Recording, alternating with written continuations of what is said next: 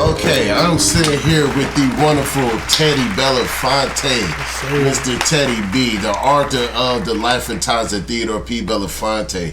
How you doing today, my man? I'm good, bro. I'm glad to be here, man. Thank you for having me. No problem, man. Shouts out to Yellowstone Studios for hosting us. Shout out DJ Harrison. Shout out you. All right, man. Let's get straight into it. So, how'd you get started writing stories? Like, how'd you figure out your knack that you had a gift for writing? I mean, yeah, low key, shit was in my genes. My mom used to write church plays. She used to write church plays, poetry, shit like that when I was growing up. My dad's just funny. Like, I got my dad's sense of humor. I got my mom's knack for writing. I think writing started like 4th or 5th grade. You know, you got like, they give you like a creative writing prompt. You kind of do what you want, have fun. I used to have fun with it. So, and then I guess it resurfaced. Like in college, I took a creative writing course, and that's really where I realized like this shit is fun. And then once Facebook started letting you like write statuses and shit, I started either posting one-liners, or I started posting like little stories or shit. You know, funny thing happened to me today, type shit. Yeah, I remember back in college, 07, 08, you did have them funny statuses. Yeah.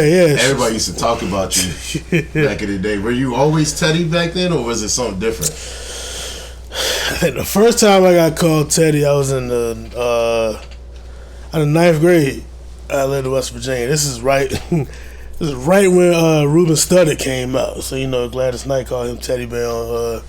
They started calling fat niggas teddy bears, yo. And yeah, so that's how I first started. And then like once I got on Facebook, like in college, when I found out you could change your government name, I was like, I gotta put some like at least nice shit on this. So I just put Teddy. First it was I think Garrick Teddy B. Adams. Like, I think you had to have. You remember you had to have like your government name on Facebook. Yeah, you still had to have some part of your government name on there. And then was Luther Vandross? No, it was so Luther. I don't even know where Luther Vandross came from. I think it was just me, like just making funny names up, and I was like, "Look, yo, Luther Vandross." I know for a fact ain't a website named Luther Vandross. Guarantee that. So yeah, I went on ahead. I was like, shit, let's roll with this. This shit ain't nobody gonna bite it unless they seen it here. But I already done paid for the domain. So yeah, Luther Vandross. That's just some shit I thought of. It was funny. I just jumped at it. Teddy. Yeah, Teddy was like some old. I added the Belafonte like years later, but and you started popping on social media and stuff before the book. Yeah, before. That's why I wrote the book. Well, okay, so I was popping on social media. As far as like just writing status, people like, oh, your shit funny. Like I go to class, and people don't, how you don't talk to people in your class, but like you friends with them on social media. Oh yeah. Somebody just look back and be like, yo, you a funny motherfucker, and I be like, your word. So somebody. You was don't lie. Were you feeling yourself the first time absolutely. It happened? Yeah. And then somebody said, you should blog because your status is basically blog, so you should just get into blogging. And I was like, yeah, I'll try it out. So I got into blogging, started sharing my shit. People actually fucked with it. Really? Yeah. So I started blogging, and then like I had so many blogs. I was writing like a blog a week. Like when I was in grad school, that's why I dropped out of grad school the first time, because I was writing blogs in class instead of actually learning shit. I was just in class writing. I was in class writing blogs.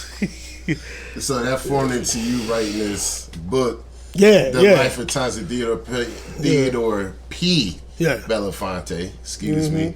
Which came out July 25th, 2019. Yes, sir.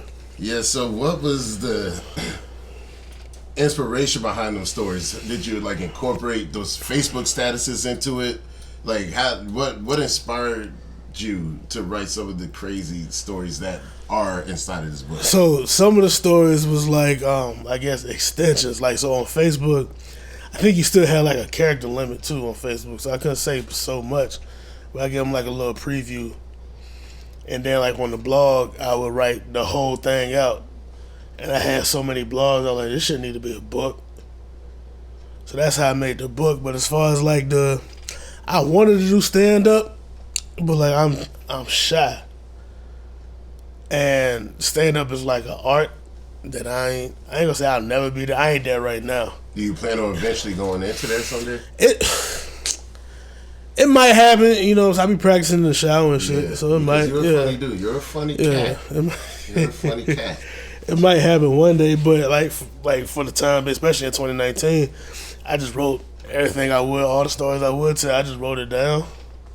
And like in some of your character names.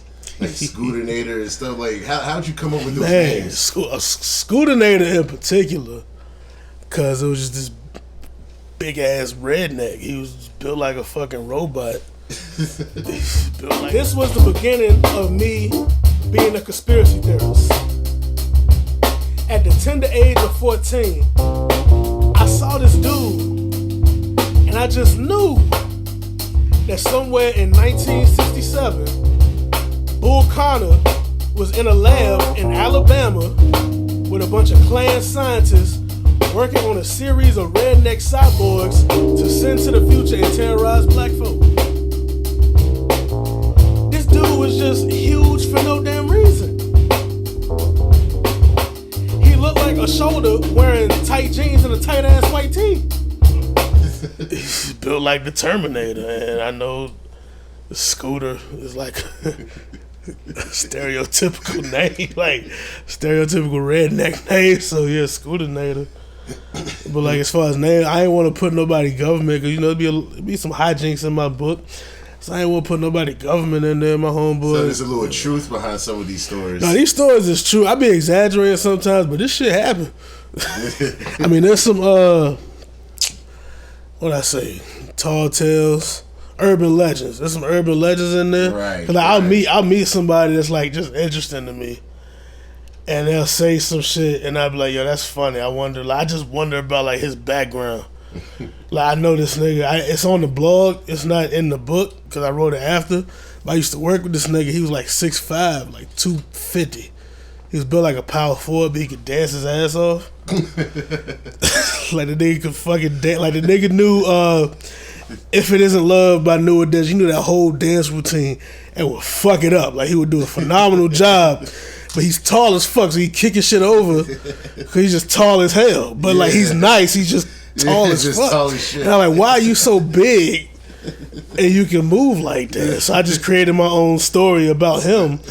Like he grew up fighting niggas to make money to pay for dance lessons.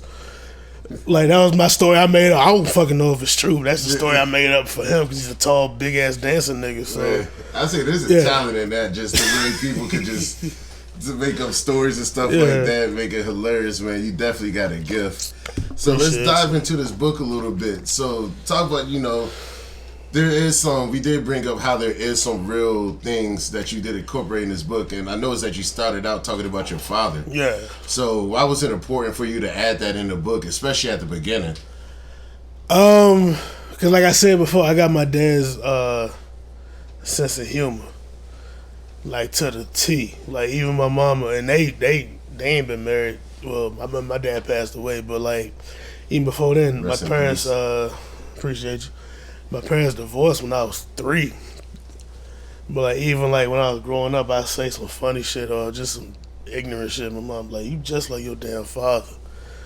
So like I think it was important to acknowledge the person who gave, both people that gave me the gift, because I acknowledge my mom's too, but just to pay homage to the person who gave me, you know, the gift and inspired a lot of my stories in there. So yes, yeah, it's definitely beautiful. I mean, I love the first story where you guys are talking about the swimming pool, and your dad was like, "Jump." Nigga made me jump off. That's the probably high one of my dive. favorite parts of the audiobook. Jump. And it's like so funny. How was it, you know, being raised like that? He seemed like he was pretty stern father, but he always had your back. It was like the stereotypical Southern dad. You know what I'm saying? Right. I'm from North Carolina. My dad from North Carolina. I mean, you know, like, you know how black parents is. They be talking talking shit about you to your face, but they be hype you up when they talk to other people. Yeah. It's like I remember like climbing this high dive, cause he had been asking me. He used to take me to the pool like every other day, and he was like, "When you gonna jump off the high dive?" He always fuck the low dive up. He was like, "When you gonna jump off the high dive?" I do it one day, so I climbed up there. That bitch just got bigger. And I wanted to come down, and he told the lifeguard not to let me down. I was like, that's fucked up. But yeah, I wound up jumping off, and when I jumped off, like, you know, I looked up, he was smiling, and then like on the way when we got home, because this was before they had like cell phones and shit. So when we got home, he just called everybody, like my aunt, my mama, and told them I jumped off the high dive because he was proud. And I was like, you know, that's some shit. Like even with my son now, I like push him to do stuff. And then did you see some of your dad? I got too much of my dad. And raising your son sometimes? I see too much sometimes. I scare myself. Yeah, I can tell your dad meant a lot because I was like, you start your book off with, you know, definitely the condolences, and then you followed it with such a funny ass story, man. I'm like, that's what I'm like, man. Yeah, we on to something with this book. Like I said, I got my mom's writing skills, and I think part of her creativity too. But I mean, I guess like as far as the book go, it's just my mom she ain't never, I guess, question. Like I told her, like, you know, she read my stuff and she like, "Oh, you good?" And I'm like, "Yeah, I want to write." And she like, "Okay, I like that. You a good writer." So she kind of inspired you to keep going with it. She did, and it mean a lot because like my mom is like super successful, and I haven't even made it like close to her level yet. But it's just the fact that she really thinks I can do something with writing that is a part of what keeps me going. Because she really, I guess, if she compared me to like her friends' kids, I probably sound terrible. Like my son just bought a Tesla. Oh, mine, I mean, he writes shit, but like, you know what I mean? Kind of wild. With yeah. So the fact that she still, you know, believe in me and all that, it speaks volumes. So yeah, it's like one of my biggest motivations. Because at some point, I do gotta take off further with this shit, so I can buy her a beach house. So you got big plans with this? Yeah, definitely. Yeah. Oh, okay. Well, let's dig deeper into the book. I noticed earlier that there's a couple of videos on YouTube with videos containing content of your book, and you got members of Butcher Brown playing behind chapter 3, which is chapter 3 is personally my favorite chapter, Scootinator, and I just want to, you know, let's deep dive into that a little bit. How did you get Corey Fonville and DJ Harrison to do that? Like that was incredible, man. Nah, it was. That shit is like it's hilarious. It's so I met DJ Harrison in high school. I knew him in high school. We didn't get cool till college days. We just had a mutual friend. I mean, we went to different schools, but we had a mutual friend that I guess got us closer. He'd smoke me out. I'd make him laugh, all that, you know what I'm saying? We used to just always kick it. He was from Petersburg, but he went to VCU, so he ain't mind coming to get me when I went to VSU and take me downtown to Richmond. And this is what he was doing. I think this is before he was DJ Harrison. He was just doing like, you know, little gigs, jazz gigs, little jazz gigs, and now he's like that nigga. But it's just crazy because like, I mean, I still like, not to take away from what he's done because he's an amazing producer, but it'd be like, I look at him, I'd be like, oh man, that's my boy. I'd be seeing him and then like, I go on his Instagram and he got just like fans, all sorts of stuff, like just so it's like he and he'll introduce me, like he'll tell people about me, whatever. So like I think I went to a club one night, he's performing with Butcher Brown, and I met Tenny. And shout out to Tennis Shoe. And I introduced myself. I like, what up? I'm Teddy. And he was like, oh, you to do with the blog? Chalk told me about you. I was like, word. And then DJ Harrison come up. He's like, oh, you met this? My boy Garrett. He's like, oh, Garrett, you a funny motherfucker. Yeah. Like, you know, so I met all of them just like, you know, cracking jokes, having DJ Harrison, you know, playing some of my shit. So Corey, like, when I asked could he like help me with a video, he jumped. had the opportunity, which hyped me up because like this is you type these niggas' names in Google, they got actual profiles and shit on Google. Like, you know what I'm saying? They got a fan bases, so that shit was big. So that's how it happened. Just Definitely hilarious video, man. I definitely watched it a couple of times. Once for the video, then a couple of times for the content, and just soaking in. You got to watch it a couple of times for everything to soak in. Yeah. But yeah, man, that's dope, man. So, more about this book. What would you say is your favorite chapter? I think my favorite chapter is Mike Don't Make It. I don't know what number. I think it's chapter 6. Mike Don't Make It. The story with the girl. I raised my voice at her and she came at me with the hammer. Ho, shut up, because this don't concern you. How? Damn it, Teddy. Smacked myself in the head because I knew I messed up. Next thing I knew, the damn hammer came through the door.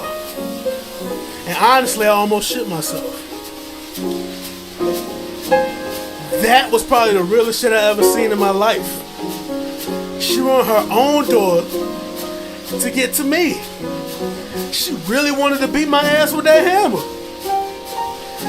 I needed to get the fuck up out of there. Yeah, that shit it's just funny.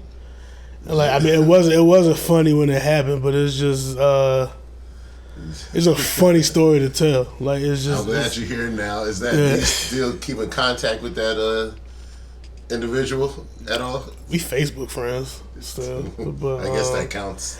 Yeah, it counts. Now, you know what I'm saying? Yeah, we Facebook friends, but that's about it. Like, yeah, that was definitely one of those wild chapters. Like, I couldn't believe it. So, and then if that was your favorite chapter, what do you think is the funniest chapter? You know, if that was your favorite, what do you think is the funniest? I do think Scootinator's up there. Yeah, give us like a couple of times. I say Scootinator, just off top. So, I like chapter 9. Chapter 9, strip club etiquette and hacks. That took some dance. Yeah, that took some time right there. Would you say you was where did that story come from? You was a strip club. I was a strip club connoisseur, bro. I was you really single. broke it down with that one. I used to go. I had a homeboy. We used to just randomly hit each other up. Like, do you want to go to the strip club? I was waiting tables at the time, so I was waiting tables and I didn't have any kids. So I was making enough money to do stupid shit. Or like, I could buy clothes and do stupid shit and still survive. Yeah. Like, so I used to, oh, man. We used to get fresh and go to the strip club. Like, we used to hit the strip club up randomly. It got to the point where the strip club was like my safe haven. I would go. This girl broke up with me one time. I was hurt. I went to the strip club on a Monday. Yeah, I was in Daddy Rabbit's on a Monday, and that shit. That shit was sad. I want to say we all been there. Yeah, but, I don't think so. But like that, I was there. That shit was sad. But like it was, I don't know. It helped you get through something. It helped me get through it, bro. Like it's just, it's just you. I went in the strip club on a Monday. It was me, the DJ. It was a nigga in the corner. It was like some old nigga in a janitor uniform in the corner, and like 4 strippers. That's it. I walked. It was so empty. I walked, and the DJ looked at me. He's like, what you want to hear? He's like, you the only one here. So. Is that who put you onto the etiquette to hacks? Or he ain't put me on. So I learned the etiquette just by like personal experience and like people watching. So I say like don't be niggas go to a strip club. They ain't never been around women before. They just lose their mind. I'm like, bro, that's like it's very strange. Niggas really act strange around strippers. I've definitely seen it. Yeah, and I was just like, bro, all you gotta do is be, I guess just like in life, bro, just be cool. I sit in the back, I got 10 ones. I done folded them bitches up so much, it looked like 100. And I sit in the back and just hold them bitches up folded. Gotta be weak. And they come over to me. They be like, oh, you got a couple dollars for me? I pull out 2, I got 8 left. She don't know I got 8 left, but I got 8 left. I pull out 2, give her a little something. She make her cheeks clap a couple times, and I'm good. I still got $8 left. I can do that 4 more times. You got this planned out. I see. Yeah. I can do that 4 more times. I'm weak. And then, just talking more about the book, some of the other chapters, talk about just funniest chapters. Chapter 20, I think, is when you're talking about, I think chapter 20 is what not to do during the interview. And he turned into the Hulk. I went to the, I was in college. They used to make us do like mandatory interviews. Like every time a company came to visit campus, we would get graded on going to the interview, and they would tell like our professor how we did the interview. So I went. I was rushing. I wasn't even staying at campus at this point, so I was rushing to get to the interview. And I got there, and like she asked me like a couple regular questions, and then she asked like what cartoon character do you most identify with? I won't even think. I just said Incredible Hulk. And then she said, why? And I realized what I already said was stupid. But, like, it was too late. So, like, she was like, because I wouldn't like you when you was angry. And I just kind of got quiet. She was like, okay. And then, like, yeah, like, after the interview, she was like, yeah, I wouldn't say that again. And I was like, nah, So she kind of looked out for you, kind of? Like, no, she ain't look out because she fucking told my professor I said that shit.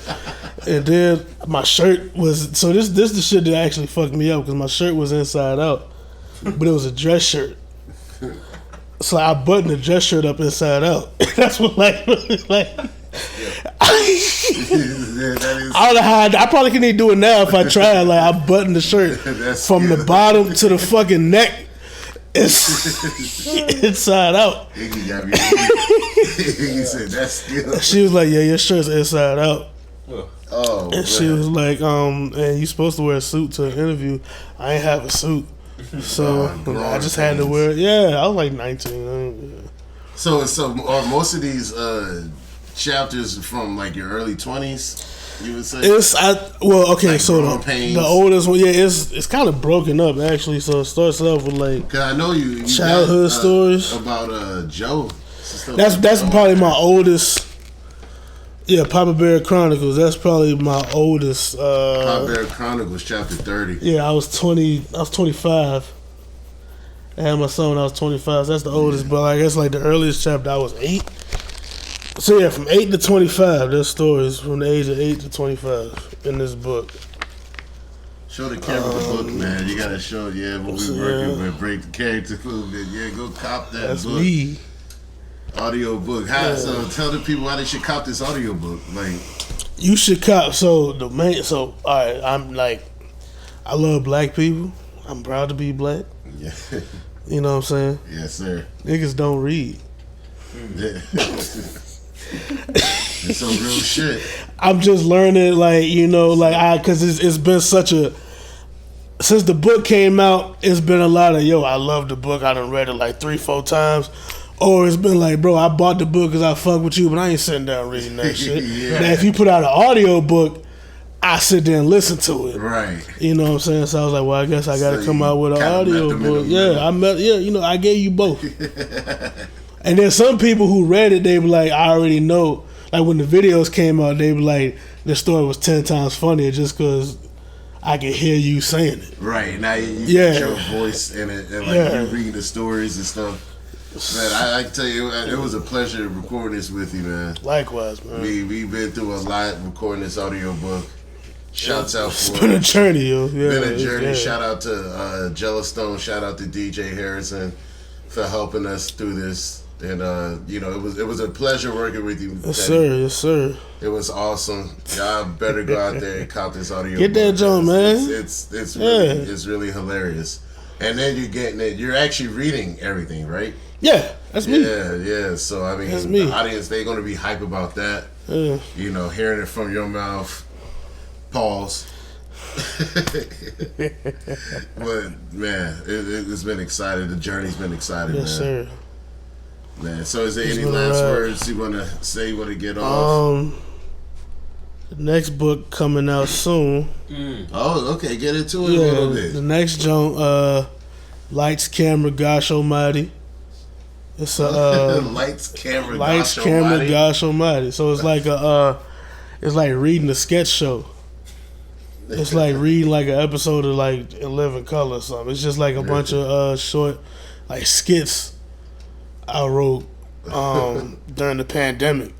Cause I ain't had shit else that I worked and came home. So like a continuation of this book.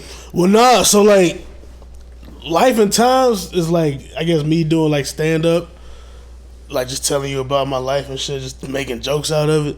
But Lights, Camera, Gosh Almighty, just me writing like I got some like sci-fi shit in there. I got some thriller, horror skits. It's all like got a comedy undertone, but just me trying my hand at different genres. Just I wanted to record them all, but that shit is fucking expensive.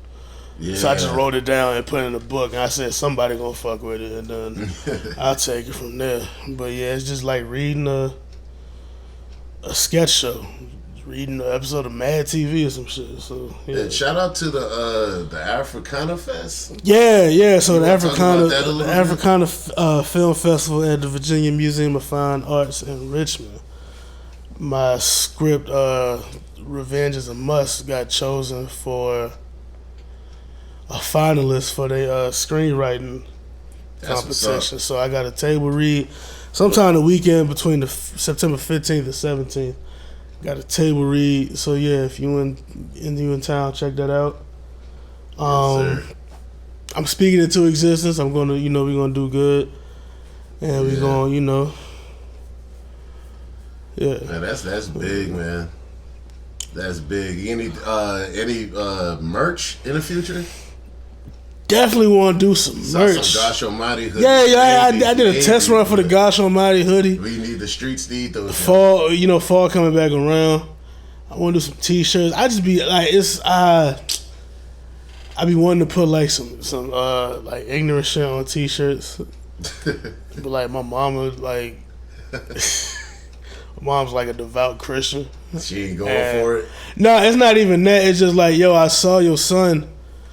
Your son had a t-shirt that said, if I could touch the hem of that mouth, where can I get one?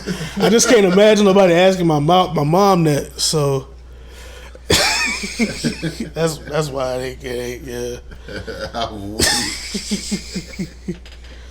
I don't even know what to say after that. Well, I do look forward to the merchandise in the future. Yeah, it's coming though.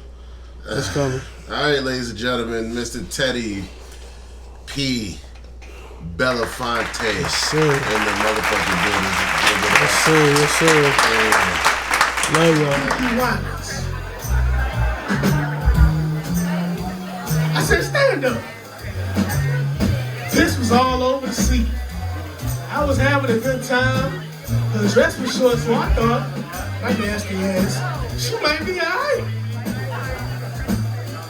I ran to the bathroom and came back, right, hit her seat, just right, and the puddle of piss under her seat started cleaning under that motherfucker. And she said, take me home, please. I said, shit, see what? She apologized the whole way home. And I actually wasn't mad, because I like her that much. I was willing to look PTP, past the piss.